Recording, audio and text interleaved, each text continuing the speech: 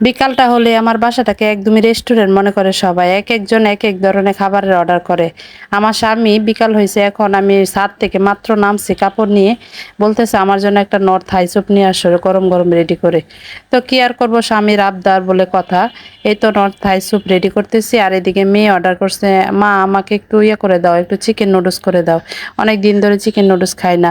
মেয়ের এমনি পরীক্ষা চলতেছে অর্ধবার্ষিক, তারপরে বাসায় গেস্ট আসছিল, আজকে সকালবেলা মাত্র গেছে। তার জন্য আর চিকেন নুডলসটা ওদের খুবই প্রিয়। এই ঝামেলার কারণে কয়দিন ধরে খায় না, এই জন্য ভাবতেছে 3 দিন যদি না খাই, সে মনে করে যে 3 মাস ধরে খায় না, এই একটা অবস্থা আর কি। ওদের চিকেন নুডলসটা এতটাই প্রিয়। কি আর করবো, ওদের সবার আবদারই আমাকে রক্ষা করতে হয়।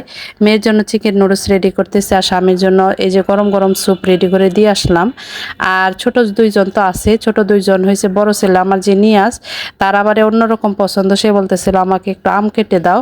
আর ছোট ইরফান তো সে মাত্র ঘুম থেকে উঠছে, তার খাবার তো আমাকে নির্ধারণ করতে হবে, এই হয়েছে অবস্থা। বলেন তো এটাকে হোটেল বলবো না কি বলবো?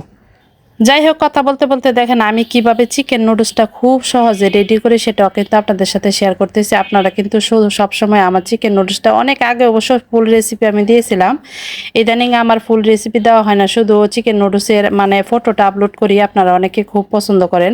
আমি ঝটপট কিভাবে চিকেন নুডলসটা করি সেটা কিন্তু আপনাদের সাথে আজকে শেয়ার করলাম। এই যে দেখেন সব কিছু ভেজে এখন আমি নুডলসটা দিয়ে দিচ্ছি, সেদ্ধ নুডলসটা। আর এখানে কিন্তু দেখতেই পাচ্ছেন 2টা ডিম দিছি, আর চিকেনটা অল্প ভেজে একটা পেঁয়াজ দিছি, আর 2টা মরিচ দিছি। একদমই ঝটপট মজাদার একটা নুডলস। এটা এইভাবে যদি রান্না করে দেন, যে কোনো বাচ্চারা, যে বাচ্চারা নুডলস খেতে চায় না তারাও কিন্তু পছন্দ করবে। আর বিশেষ করে চিকেনটা কিন্তু সব বাচ্চাদেরই পছন্দ। চিকেনটা দিয়ে যদি ঝটপট নুডলস করা যায়, শুধু নুডলস না, আমি কিন্তু চিকেনটা ডিপ ফ্রিজে সংরক্ষণ করে রাখি বিদায় আমি যে কোনো নাস্তাতেই কিন্তু আমি চিকেনটা দিতে পারি। আর আমার বাচ্চাদের কথা কি আর বলবো, ওদের তো দেখা গেছে একটা অভ্যাস হয়ে গেছে, এখন তারা চিকেন ছাড়া দেখা গেছে নুডলস খেতেই পারে না। আমার দেখা গেছে ব্রয়লার মুরগি আনলে ওদের জন্য এটা রাখতেই হয় তৈরি করে। যাই হোক, দেখেন এখন নিয়ে নুডলসের সাথে যে মশলাটা সেটা দেওয়ার পরে কিন্তু আমি এখানে একটা এক্সট্রা মশলা দিছি, সেটা হচ্ছে ম্যাজিক মশলা। ম্যাজিক মশলাটা দিলে কিন্তু এটা স্বাদ দ্বিগুণ বেড়ে যায়, এই জন্য ম্যাজিক মশলাটা দেওয়ার চেষ্টা করেন। আমি খুব নর্মালভাবে কিন্তু এই নুডলসটা তৈরি করি, কিন্তু কি বলবো অসাধারণ হয় আলহামদুলিল্লাহ। সাথে কিন্তু আমি সবসময় এখন পাস্তা দিই। পাস্তা আর নুডলস এভাবে যদি চিকেন দিয়ে একসঙ্গে করা যায় সত্যি অসাধারণ হয়। আমি তো নুডলস খুবই কম খাই, কারণ এগুলা খুবই ফ্যাট খাবার, কারণ আমরা তো দেখা গেছে এমনিতে মোটা বাচ্চাদেরকে খাওয়াই, কিন্তু মাঝে মাঝে যদি একটু খাই সত্যি অসাধারণ লাগে, খেতে মন চায় কিন্তু তারপরও খাই না। যাই হোক, দেখেন ফাইনালি সে পাস্তা দিয়ে মজাদার চিকেন নুডলসটা কিন্তু একদমই রেডি। মাশাল্লাহ, দেখেন কতটা লোভনীয় লাগছে। আর শুধু দেখতে লোভনীয় না, সত্যি অসাধারণ হয়। একবার হলে এভাবে ট্রাই করে দেখবেন।